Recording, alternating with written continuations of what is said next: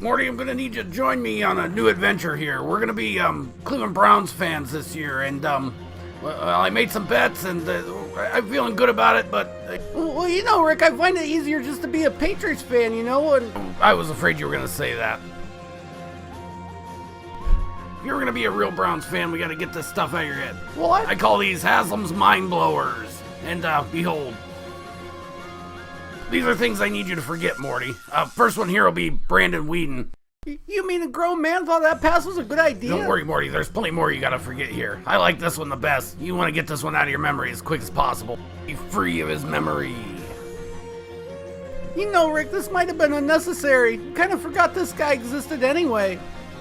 I just want to make sure this guy's extra wiped. If you're gonna be a real Browns fan, you want this guy wiped off the canon of Browns history, almost like one of those crappy Star Wars novels. And you know, Rick, they've actually gotten worse since then. How am I supposed to become a big fan when I just have bad memories of them? Here, Morty, this one should do the trick.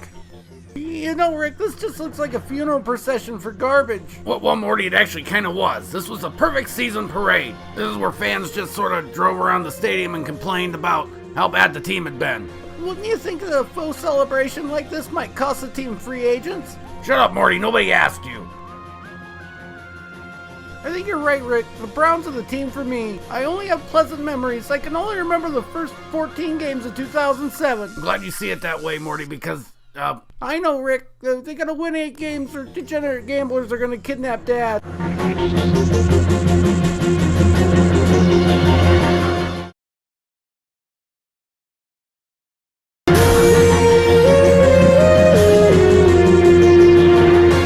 Welcome to the first Rick and Morty sit in their car and talk about the Browns thing, and, I hope everybody enjoys it. Rick, if you ask me, I don't think people are gonna buy the format. Just me and you sitting here in our car talking about sports. You'll be surprised, Morty. Kids will watch any old crap these days. I don't know, Rick. I thought that sportscasters usually sat in little studios and things. And Nonsense, Morty. This guy can do it, and this guy can do it, and this guy can do it. We can do it.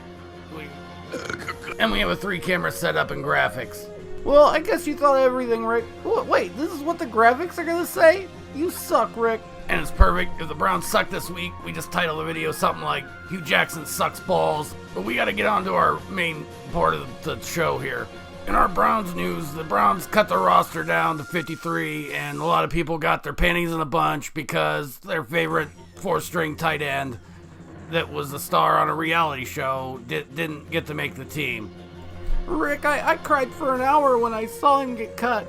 You would, Morty. That's just kind of how it is. But the reaction on Twitter was even better. You want to feel bad for him? Feel bad for the people who took a few minutes to actually type things like this. You know, Rick, I'm madder than hell that they got rid of him, too. There's a few guys, like Nate Orchard, too. I was really finding a connection with them. And that's why we give props to HBO for getting so many people hook, line, and sinker into the saddest tale of the preseason, Hard Knocks. Here's a fun one, Morty. It's Le'Veon Bell on Madden, which is actually the only place Steelers fans are going to get to see Le'Veon Bell this year. Wait a second, are you serious? I had the 3rd pick in my fantasy draft. I got Le'Veon Bell. Well then, Morty, you're 2 for 2 on the sucker train today then. So yeah, on Monday, let's put out a new video sort of saying what happened during the game.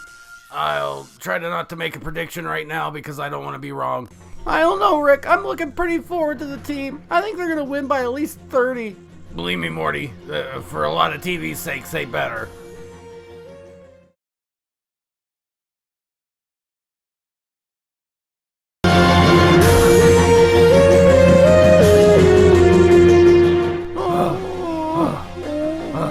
Seriously, what the hell did I just watch? A tie is like watching cousins kiss. You know, Morty, I've been thinking about it. It's like we're halfway to a victory. You're right, Rick. It just shows we're just as good as the Steelers are.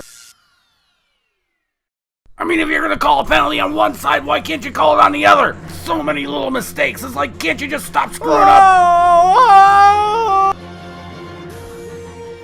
If you haven't heard, the Browns and the Steelers game was tied at 21, and that's how it ended. And somehow we have to endure 15 more of these. So to properly break down week 1, I'd like to introduce a segment I like to call Football Science Theater. My first scientific thought is if you're going to have limited offensive highlights, maybe one shouldn't be a guy falling on his ass. Yeah, and maybe I can one-up you by saying if you're going to have another one, maybe it shouldn't be your quarterback running for his life as well. Yeah, you're right, Morty. The offense was pretty pedestrian the first half. It was pretty boring to watch. That was the big excitement. Of course we get the momentum and we're going to just give it right back like we always do. This was pretty much where we thought the same old Browns would come back. We're down. But Pittsburgh just kept screwing up, and they finally let the Browns get a chance to get back in there, and then we actually made one really nice play that looked good. Yeah, pretty much after that, the Browns offense didn't really want to win the game, but what was kind of nice is the Steelers didn't want to either. Here they had a chance to win, and they missed it. And of course, as piddly as the Browns offense was, the Steelers looked downright ridiculous at times. Here at the end of the game, they tried to make something happen, and right there the game was handed to the Cleveland Browns. Joe Schobert takes it down all the way. All you gotta do is depend on the field goal kicker, right? Everybody hooping and hollering, having a good time. Of course, there's a flag. That's the story of the day for us. Push the kicker back 10 yards or so, and, there you go. That's what happens. Great job, Browns. You didn't lose. You didn't win. What the hell did we watch?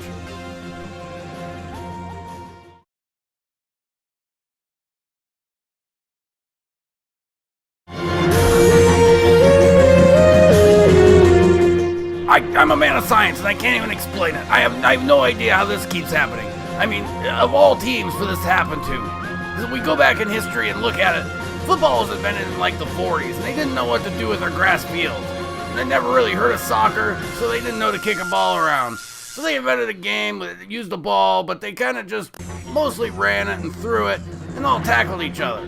The only time they really worried about actually kicking the ball was, during change of possession and critical scoring plays. So, of course, nobody really cared to actually learn the skill because I guess they figured, who needs scoring plays, right? And finally, one day a coach realized, hey, maybe I'd like to actually get those scoring plays. So he asked for a volunteer to try to kick the ball. An offensive lineman raised his hand and be like, hey, my name's Lou. But, some people actually call me the toe because I can kick the ball really far. Lou Groza played his whole career with the Cleveland Browns, and it was a feel-good story when the Lou Groza Award winner for the best college football kicker went to the Browns, and then he came and pulled this turd. The problem is the modern incantation of the Cleveland Browns apparently cannot handle any sort of success whatsoever, and what you are seeing is all 100% what happened. This is one of the worst performances I've ever seen, and it instantly resulted in a loss of a job. You know what, Rick? You can just kind of lazily blame the kicker. I want to lay out some Morty's keys for failure. How about number one? Maybe we should try to throw the ball past the line of scrimmage in the first half. These are some really inspired graphics here, Morty. And that's a really good idea. And my number two thing is, how on earth are the Browns going to trade Josh Gordon? I'm telling you right now. Oh, and look at that, Morty. We're just about out of time. That's not a can of worms I want to get into with you there. I don't think a lot of people would be pleased to know that I know of at least 36 realities right now where Ryan Fitzpatrick is throwing bombs to Josh Gordon as we speak. So let's just drop it. Josh Gordon's the biggest waste of space we've ever had.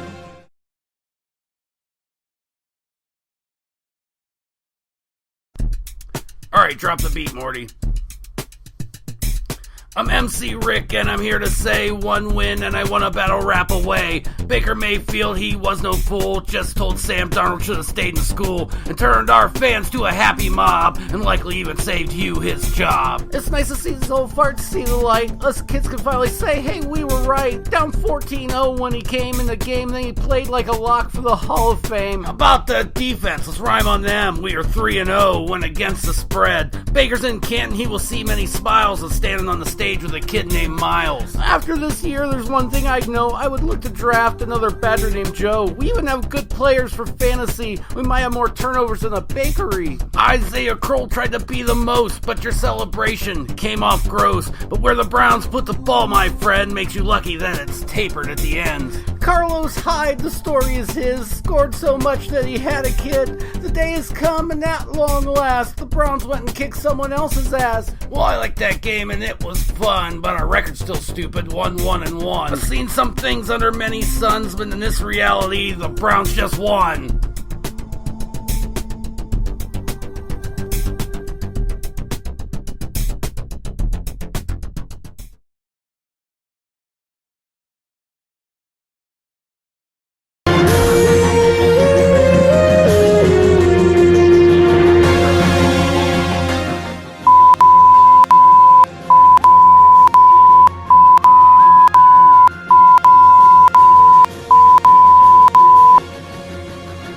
Well, Morty, we gotta do the Week 4 Browns wrap-up thing here. You know, we're contractually obligated. I would rather forget it ever existed, but we got a good show anyway. We're actually going to try that again. I went through yesterday's footage. We literally couldn't use 1 second of it, Rick. Well, I needed answers for the game, yes, and, well, I did some drunk dialing, and I might have got us a guest. Why would anyone ever want to come on this show? It's called blackmail, Morty. Now the answer for the atrocities of Sunday is Raiders coach John Gruden. You know, hi John, thanks for joining us. I wanted to get your comments on that crappy tainted victory of yours on Sunday, and the 2 plays that really just sort of gift wrapped you guys a win. Man, I'll tell you what. You know, we gotta catch a break here, man. We gotta pander to these people in Vegas, man. You know, this is the first play, man, here, and we just look and see what happens here. And you can definitely see, you know, we'll make an argument that, you know, he wasn't really moving forward in the pocket, so we can end forward progress there, man. I'll tell you what. So basically you're saying we got hosed on that call just for your team's benefit. Oh, absolutely. Vegas, baby, I'll tell you what. Smartest coach alive, man. I'll tell you what. But, you know, I know where you're going to go with the next play, man, here. And let's take a look at this one here. I know everybody's complaining they changed the spot of the ball, man. But I'm going to tell you what, man.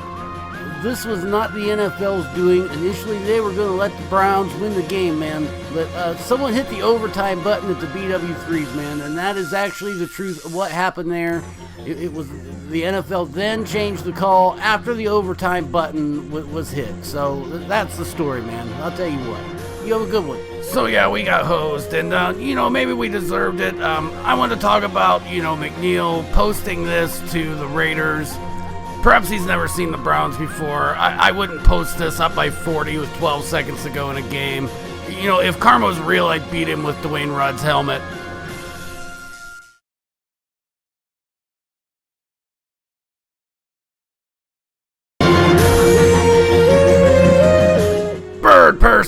Bird person is not pleased. And that's music to my ears. You know what, Bird person? You should just kind of chill out because, you know, Bird person hopes you did not bring him here to continue the debate of Joe Flacco's eliteness. I would also like to mention that I felt that the atrocious officiating cost my Ravens a ball game. Bird person is also hoping you did not call me here to perform another obnoxious rap song at my team's expense. Not today, Bird person. We're gonna act like we've been there before. Now go enjoy yourself. Rick, did you bring Bird Person here just to patronize him? Yes. You know, I really want to patronize Bird Person. I put together what I call the defensive montage. This thing's awesome. Just shows Joe Flacco sucking ass time and time again. You know, he actually showed more personality on the field than Flash this week. It's actually pretty cool because, you know, Joe Flacco has no personality. That's why Bird Person likes him so much. You know, you're really right, Rick. I don't think I've ever seen a Browns team actually make plays like every time they needed to make a play. I mean, you know things are going well when you're giving Jabril Peppers high praise. You know, don't be so wishy-washy, Morty. You know, a lot of people played really, really well today, and I think we deserve to praise them all. You know, Denzel Ward played well. Jannard Avery played well. You know, let's just give credit where credit's due and just say they were all very, very good. The offense should get a lot of credit. They struggled most of the game, but, you know, when it really mattered, they made a couple big plays which set up this big win. You and Rick claim to be big Browns fans, but I may ask you, what have you done to help your team? Bird Person flew high above the stadium during field goal attempts. As they flew through the air, Bird Person would defecate on the ball, attempting to change its trajectory. You rotten son of a bitch, Bird Person! As you can see on this point after attempt, Bird Person did a very nice job finishing a chili dog and hitting its target. On the second attempt, however, I did miss, but luckily for me, so did the kicker. However, on this final attempt, I was dead on, but my bowels were quite empty and did not have enough power to knock this ball clear out of the air. It was a very big disappointment for Bird Person. And that's all the time we got. Suck it, Bird Person. We win.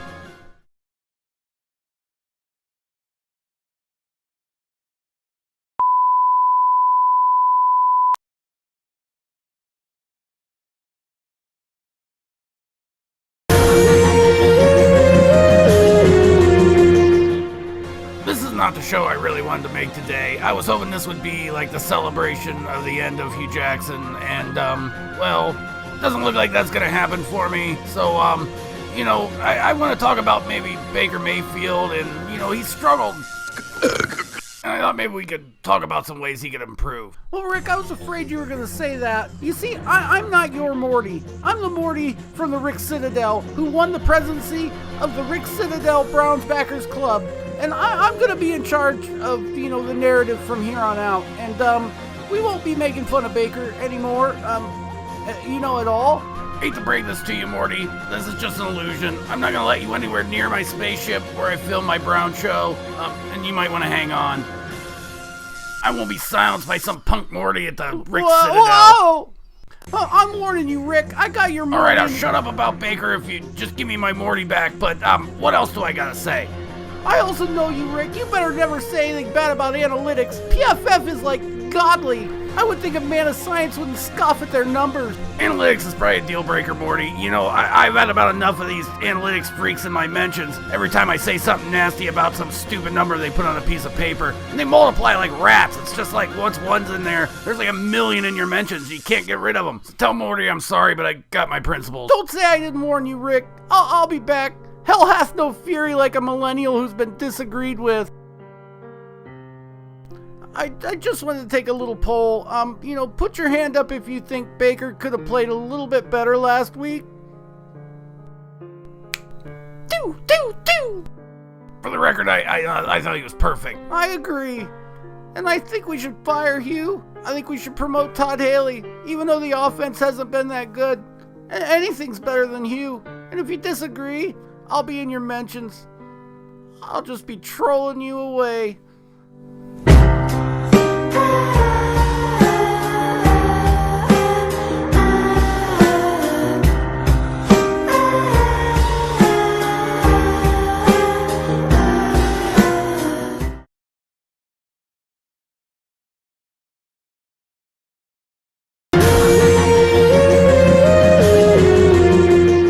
Steelers game sucked. That's all we need to talk about that game ever again, because we got even bigger news. Hugh Jackson was fired, and then just when I thought Evil Morty was going to get his way, Todd Haley got fired too. Greg Williams is going to coach the Browns.